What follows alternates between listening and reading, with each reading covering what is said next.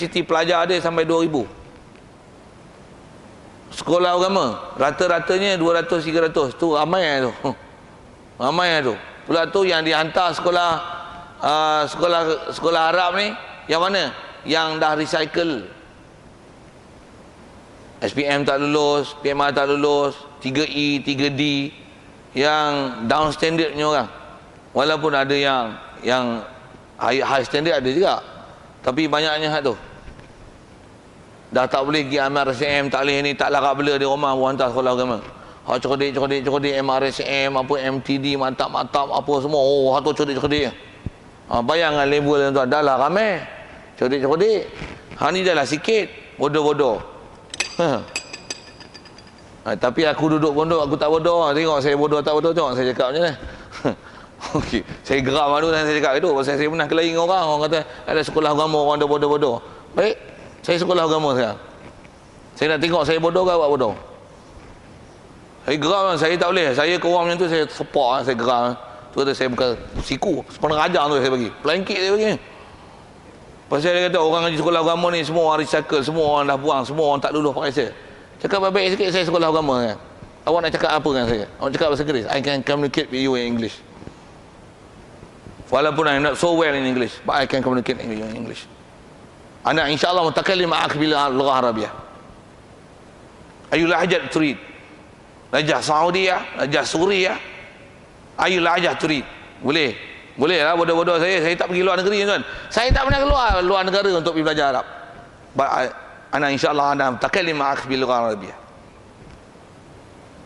Saya kelahi itu dengan bersyarah Uni KL.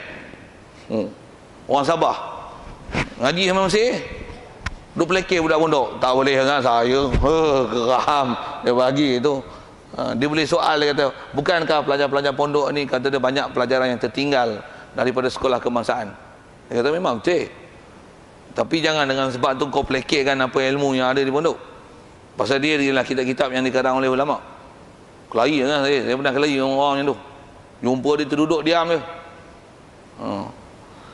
Apa cerita tu kena versi lain lah, cerita kelahi tu. Okey, macam mana pun saya nak sebut ni. Apa mengikut jalan tafsil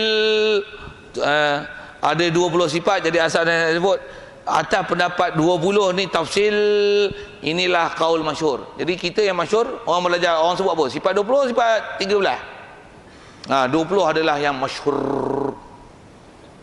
Tu sifat apa? Sifat 20. Jadi mengikut pendapat Abu Mansur Maturidi 20, Abu Hasan Asy'ari 13. Jadi yang ni adalah sekurang-kurang angka yang mesti dibelajar, dan hukum belajar dia wajib. Tengok sekali lalu tuan yang saya sebut di awal tadi, kenapa mesti 13 dan sekurang-kurang 13.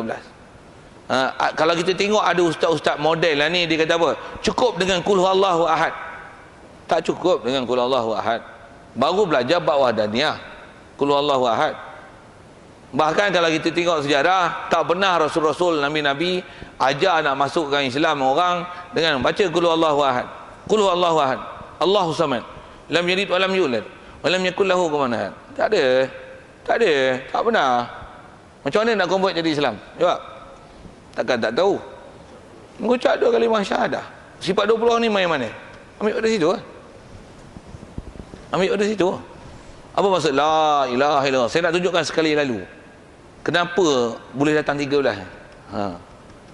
Sebut la ilaha illallah. Terjemah sekali lalu, tiada Tuhan melainkan Allah. Tak cantik terjemah tu. Tiada Tuhan yang disembah dengan sebenar. Tuhan yang disembah dengan sebenar maksudnya the truly God, the original God. Maksudnya God yang memang he pretend to be God. Sepatutnya mesti dipertahan, dia ni adalah Tuhan. Apa kriteria yang mesti ada pada dia untuk surely he is God? Sifat sempurna tu berapa at least? Atas kaedah ulama tu yang di senarai tu, kalau saya sebut satu agak banyak, ada hari tu pun saya pernah sebut, rasanya tak ada pun, memang satu persatu kita akan jumpa nanti insya-Allah. Nak kata macam mana? Apa yang menyebabkan dia jadi Tuhan? Yang kita iktiraf tiada Tuhan sebenarnya melainkan Allah. Ada tak ada Tuhan? Mesti ada. Betul, macam mana dia ada? Mesti bukan ada daripada permulaan dengan tak ada lalu tu ada. Ini bukan Tuhan. Subhanallah. Kidam. Dia tak akan binasa. Pasal siapa akan binasakan dia? Pasal wujud dia pun ialah wujud yang sedia. Siapa yang akan binasakan dia? Mesti mukhalafah. Dia takkan serupa yang kita. Khaliq, creator and who being create. Beza bumi langit lah. Mukhalafah lil hawadis. Mestilah dia tak hajat pada satu qiyam bi nafsih. Berapa ramainya Tuhan? Orang cerdik mesti dapat keputusan. The only God is one. Is one and only. Wadahnya kuasa tak? Macam mana boleh tak kuasa? Alam ni ada dia buat, mesti kuasa, kudrat. Ada kehendak lah. Mana boleh, mana mungkin dia kena paksa? Mesti dia sendiri yang nak buat iradat. Mana mungkin nafi ilmu? Mana mungkin dia buat alam tapi dia mati? Ya, hayat. Kita pun mendengar, kita melihat berkata-kata, takkan dia bekak, bisu dan buta. Sama pasal kalam. Siap, sekali lalu macam mana boleh nafi? Tu berapa sifat kena tahu. Sekurang-kurang at least untuk faham akidah. Dan mesti tak boleh nafi tu. Nafi satu, nafi Quran. Dan nafi dengan kaedah berfikir yang cukup rasional. Dia simple, dia common knowledge, common sense. Betul-betul istilahnya kindergarten knowledge. Macam mana boleh nafi? Saya dah sebut tu sekali lalu tu kalau ikut. Kenapa mesti sebut? Dan angka 13 tu kita akan jumpa ni. Kenapa 13 je? Pasal telah disemak. Habis lah. Ini sebut pun kenapa? Sekurang-kurang. Had minimum. Banyak lagi banyak sampai Quran pun hafal.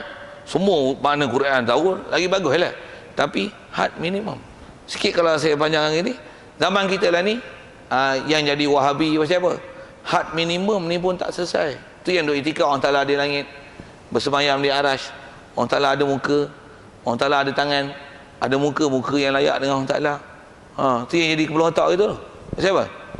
Had sepadan asas dalam bab akidah pun belum selesai.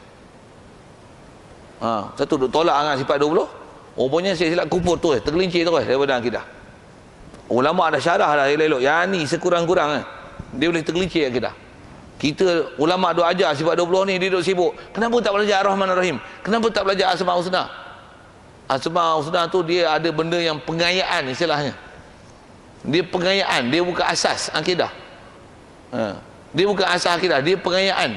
Kalau Ar-Rahman Ar-Rahim, orang kafir pun kata kita punya Tuhan pun banyak pemurah juga. Jadi Tuhan kita pun melihat juga. Tu memang kena nak kelahi satu-satu, memang kena satu-satu. Macam mana pun saya nak sebut. Kalau ada orang kata kenapa tak belajar sifat Ar-Rahman Ar-Rahim, ni tak belajar Asma' Husna. Tu duk belajar duk wujud kidam bakar je.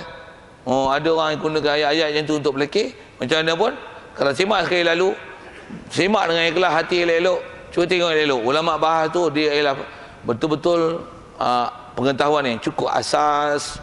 Dia ialah perkara pokok yang sungguh pokok. Ternafi silap sikit je. Out. Ternafi silap sikit je. Out. Orang Ta'ala dua. Out. Orang Ta'ala lemah. Out. Orang Ta'ala mati. Out. Kafir tu. Tak ada bahasa lain. Bukan saja kafir dari segi intikad, bahkan stupid fellas. How can he's God but he's not alive? He's no knowledge. He's weak. Dia tak ada kehendak. Mana boleh? How can God like that? Subhanallah, subhanallah. Common knowledge. Macam mana boleh nafi?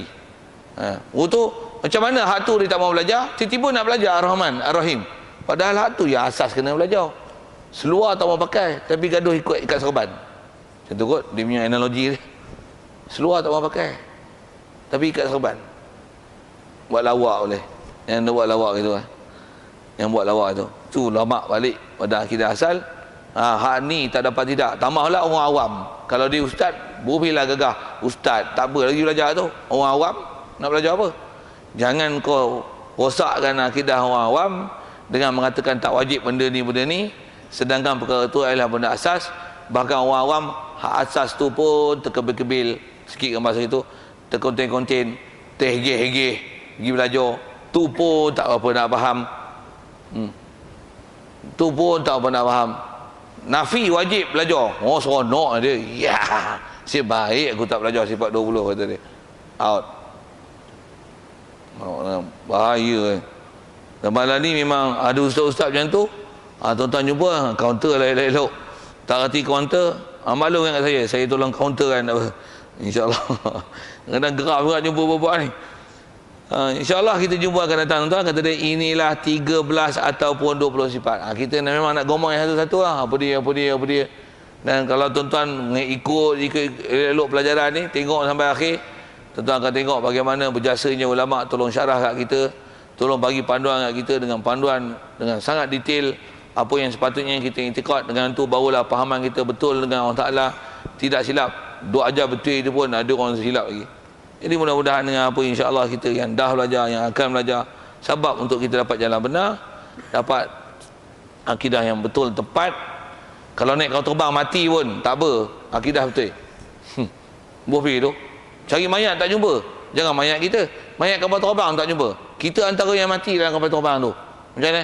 Akidah betul, tak apa. Daripada hidup macam kasih amat, orang doa akan mampu lama lagi. Buat apa? Biar mati apa yang akidah betul, tapi hidup tak guna akidah tak betul. Jadi Wahabi, jadi Syiah, jadi kasih amat, parah sikit kan pasal itu. Pasal yang penting ialah akidah, bukan masalah hidup mati. Yang penting ialah takwa, akidah dan hidup di atas takwa, insya-Allah. Jadi insya-Allah kita sambung nanti 13 ataupun 20 sifat, kita akan bicara itu. Wallahu a'lam. Macam mana pun soalan kalau ada sekitar tentang kita sebut, sekurang-kurang kena tahu atas jalan tafsili dalam bab ketuhanan. Sekurang-kurang minimumnya mengikut Abu Hasan Asy'ari 13, Abu Mansur Maturidi 20. Jadi 13-20 tu sebenarnya bukan perkelahian angka, cuma di atas nak menghuraikan cara tafsili atau ijmali, itu saja. Jadi maksudnya benda bahas benda yang sama, cuma di atas nak menghuraikan cara orang elit, orang cerdik cukup dengan Abu Hasan Asy'ari. Dia dah faham bila ma'ani mesti ma'nawiyah. Umumnya orang tak cerdik, itu yang masyhur Abu Mansur Maturidi 20. Soal kalau ada. Ya, yeah. Boleh insya-Allah.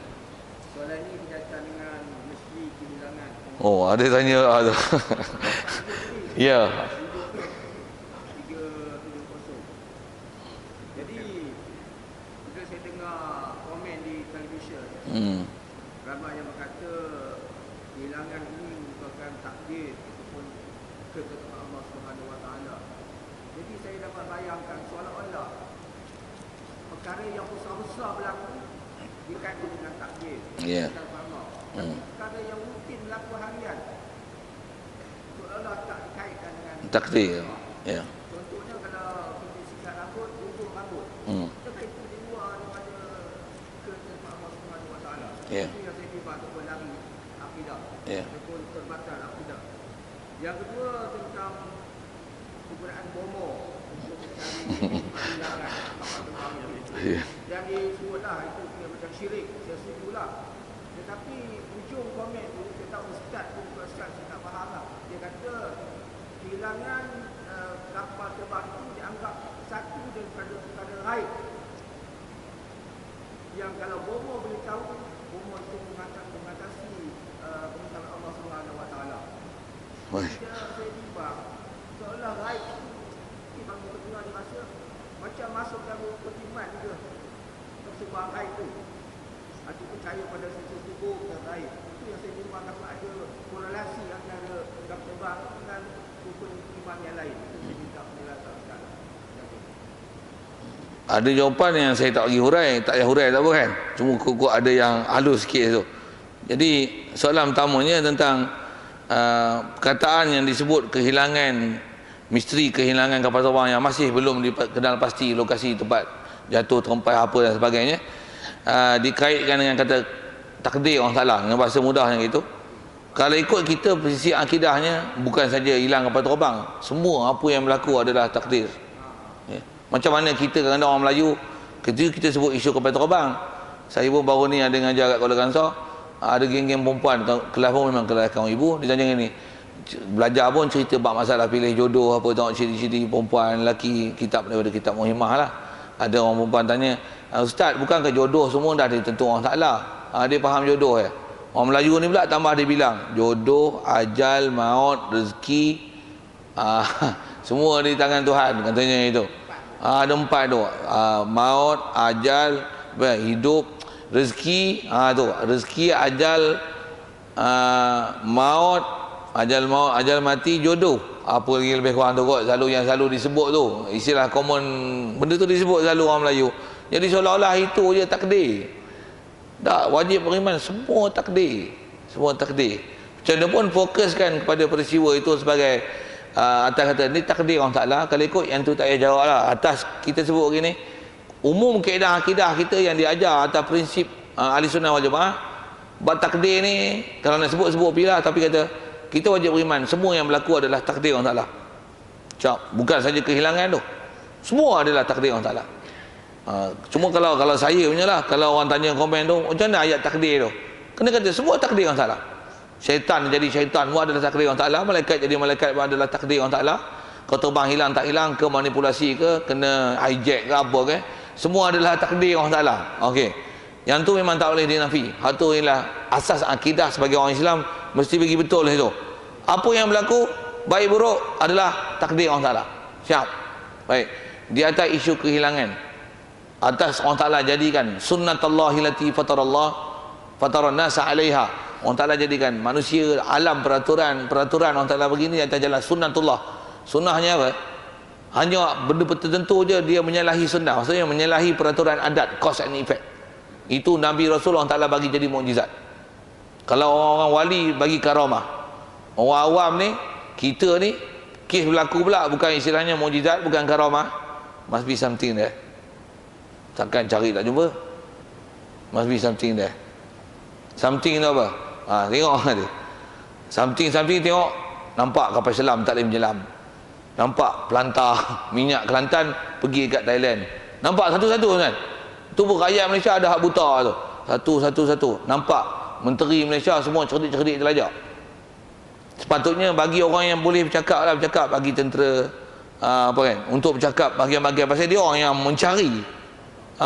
Yang ni menteri yang tak pernah turun, tu duk cakap besar pula, pasport kita kualiti. Apa aku cakap sikit nak sebut tu, nampak satu-satu lah tu dari sudut tu. Dan juga kalau tengok nak kata something there tu, nampak orang Malaysia ni akidah teruk sampai orang kafir pun bakat lawak dengan Tok Umar Malaysia. Macam tu kot, untuk menunjukkan soalan pertama tu yang kata memang semua takdir Allah Ta'ala, bukan tu saja. Jadi kalau meletakkan itu saja sebagai ketentuan Allah Ta'ala, yang lain tu seolah-olah tak termasuk dalam bab ketentuan, itu memang bahaya dalam bab i'tiqad, memang salah. Okay. Macam mana pun apa saya fokus tadi dan sebut dalam jawapan tu ialah wajib beriman semua benda baik buruk adalah ketentuan Allah Ta'ala, cuma di atas cause effect sepatutnya tanggungjawab, dan siapa yang sepatutnya responsible untuk mencari, dan siapa yang sepatutnya untuk buat kenyataan dan sebagainya, dan apa format untuk mencari, takkan sampai melibatkan bomo. Okey, yang tu link untuk masuk jawapan soalan kedua lah. Okey, jadi yang bomo tadi tu, Tang dia kata ini semua adalah perkara ghaib, yang tu kan. Jadi kehilangan kapal terbang tu ghaib, jadi perkataan tu lah yang muskil kan. Dengan perkataan itu takut-takut orang akan faham apa-apa yang istilah hilang-hilang ni, yang tak tahu sebab ni, beriman dengan benda ghaib. Jadi seolah-olah benda-benda yang misteri macam tu kaitkan dengan benda ghaib, termasuk dalam bab keimanan. Cuma kalau ayat besar dia macam kita dah sebut yang pertama tadi, umumnya memang wajib i'tiqad dari sisi perkara ghaib, semua ketentuan Allah Ta'ala. Tu tang sudut tu memanglah diiktiraf. Sampai bomo boleh tahu ni, sampai seolah-olah lebih tahu daripada Allah Ta'ala, tu problem. Bahkan kalau ikut kehadiran bomo tu sepatutnya sepak dengan nyonyo dengan bakui dia, dengan tikar Zamzam Al-Kazam tu sepak sepatutnya. Lepas tu tak usah ada upload naik masuk internet apa ni. Allah, malu malu tu, what happened to your country. Macam tu. Jadi kalau ikut saya jawab tu, jadi memang ayat tu bahaya. Tambah pula ada menteri-menteri pula jawab tak apa-apa lah. Dia kata boleh panggil bomo lah, boleh minta bantuan bomo lah untuk mencari isu-isu terdesak macam ni. Aduh, apa pelik-pelik itu. Orang kafir pun kata bang hilang tak panggil Tok Bomo. Malu lah. Dan sikit lagi kalau sebut, itu menunjukkan apa? Orang Islam kita dalam Malaysia ni dah teruk. Jangan kata ilmu sains teruk, ilmu cause effect teruk, ilmu akidah teruk. Pasal kalau sikit sebut yang ada rakan-rakan Facebook dan ada video-video ada gambar Tok Bomo tu, yang like ramai tau.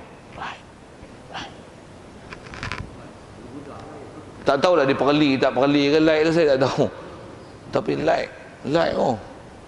Kalau unlike, bagi komen pula, wah canggih, Malaysia akan terkenal seluruh dunia. Alai, kalau dia perli tu bagus. Tapi kalau dia like, memang dia suka. Dan kalau saya kata tak mustahil dia orang like tu memang dia orang suka sebenarnya. Pasal orang Melayu ni bila ada masalah, sakit lutut pun buat apa? Tok rumah. Duit hilang pun macam mana? Tok rumah. Kereta hilang pun macam mana? Tok rumah. Kapal terbang hilang pun tok rumah. Ya. Benda tu tak mustahil dalam masyarakat Melayu. Satu, ramai like. Dan maksudnya, dan sikit yang apa yang kita bercakap bab akidah ni, berapa orang ngaji sekolah agama, berapa orang duduk masjid dengar elok-elok ngaji akidah. Satu, tak mustahil nak kata like tu bukan like perli, like tu memang itu akidah memang. Bahkan kehadiran bomo ni, ya, bahkan dia kata ini Islamik, kembalilah pada jalan Islam. Tu lagi pening dengar. Tahniah kerana telah kembalikan, pasal menyebut kalimah Allah mengagungkan Allah Ta'ala. Tapi dia banyak duk yang ni buah raga pula, duk kayuh pula. Allah, astagfirullah. Dan teruk, jadi teruk sangat dengan bahasanya Allah Ta'ala jadikan fenomena itu, kalau atas kita sebut atas hikmat kejadian ni, dia istilahnya membuka pekung kita lah, menyerlahkan orang Melayu kita, teruk dari bermacam-macam sudut. Tuan-tuan boleh komen lah tu, saya boleh sambungkan apa saya cakap tu, tapi menselahkan itu masyarakat kita. Itulah budaya Melayu, akidah Melayu dan ilmu yang ada di kalangan orang Melayu. Allahu a'lam. Alhamdulillah, masyaallah. Ada?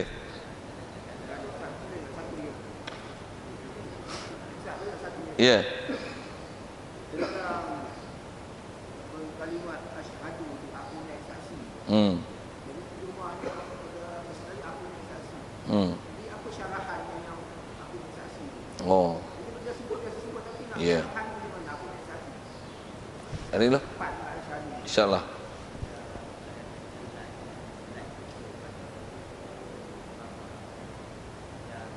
Oh, like dan kata dia ialah khurafat kan?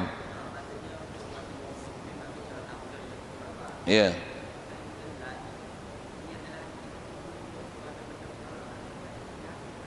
Oh. Cuma bab khurafat ni, dia semata-mata buat benda khurafat, dia tak jatuh akidah. Maksudnya nak panggil hujan, adalah buat benda tertentu lah kan. Panggil tok rumah tu juga kan, panggil hujan lah, dia kayuh macam mana saya tak tahu lah. Katalah gitu. Jadi menggunakan format macam tu, atas gunakan format macam tu, dia atas nama khurafat, dia belum jatuh akidah ni. Maksudnya tak jadi kafir lagi. Nak banding yang kasih amat teruk lagi. Yang tu kufur dengan tanpa khilaf ulama. Yang tu nisbah perbuatannya. Cuma nak jatuh tak jatuh akidah, adakah dia mengiktikad itu adalah suruhan Islam? Adakah itu memang membawa efek? Tambah pula dia buat jadi. Ya, betul tak? Sepanjang isi skop baru hujan tak turun. Antara akhir tu. Dia jampi-jampi bawanya, empuk je, boom, hujan turun. Jadi ya, Allah Ta'ala makbulkan doa kita. Jadi dia memahamkan pemakbulan doa tu di atas perbuatan khurafat tu. Itu jatuh akidah. Jadi kalau takat like itu je, jadi kurang-kurang maksiat je lah. Atas nak jadi akidah dia jatuh tak jatuh, adakah dia beriktikad itu format Islam, ajaran Islam, dia ni tepat dengan Islam, disuruh oleh Islam? Kalau sampai iktikad itu kacau. Yang tu boleh jatuh. Semata-mata buat, dia istilahnya macam orang minum arak, main judi. Dia tak kata halal, tapi dia tahu benda tu dosa, dia buat tak? Yang tu dia akan jadi hukum berdosa. Balik pada asyhadu tu, memang terjemah lama, aku naik saksi. Kalau tak guna bahasa naik tu, aku bersaksi. Tak, cuma kena faham macam ni. Maksud saksi ni, selalunya perkataan saksi ni adalah satu perkataan, dia ayat selalu pakai di mahkamah. Siapa yang akan bercakap aku saksi?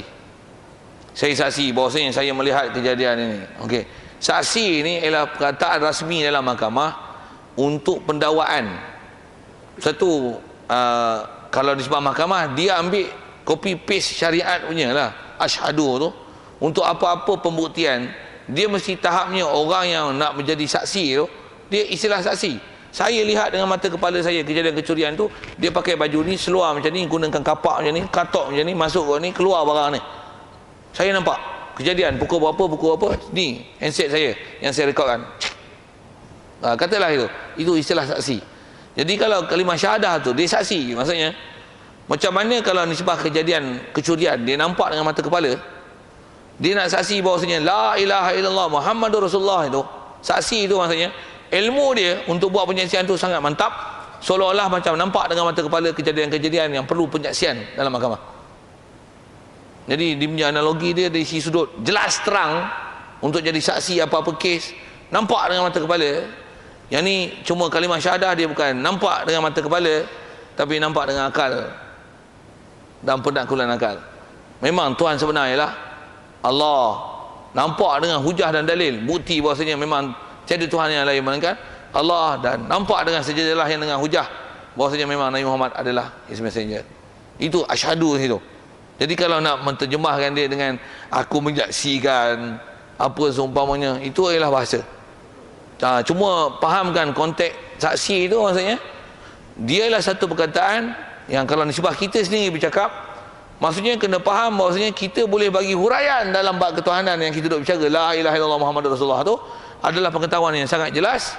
Kalau orang tanya dia pasal apa kau kata macam ni, pasal aku yakin memang nampak terang jelas, aku boleh berhujah dengan kau untuk menunjukkan Tuhan sebenar ialah Allah dan memang Nabi Muhammad adalah utusan dia. Aku bersaksi di situ. Jadi macam mana kejadian kecurian, dia kata tak ada, kau tipu, kau tak nampak, aku boleh cerita satu-satu kejadian daripada mula sampai akhir. Macam mana bersaksinya itu, aku boleh cerita satu persatu macam mana aku boleh faham. Kalau disebab orang kafir dia boleh masuk Islam, kalau orang Islam sendiri dia belajar dengan ilmu Islam, aku memang yakin maksudnya aku ada dalam agama Islam, Islam adalah agama benar, aku boleh cerita satu persatu apa dia Islam. Itu saksi. Jadi saksi itu maksudnya menghuraikan kejelasan apa yang ada pada dia, dengan sebab tu dia bersyahadah. Itu kan. A'udzubillahi minasyaitonir rajim. Bismillah.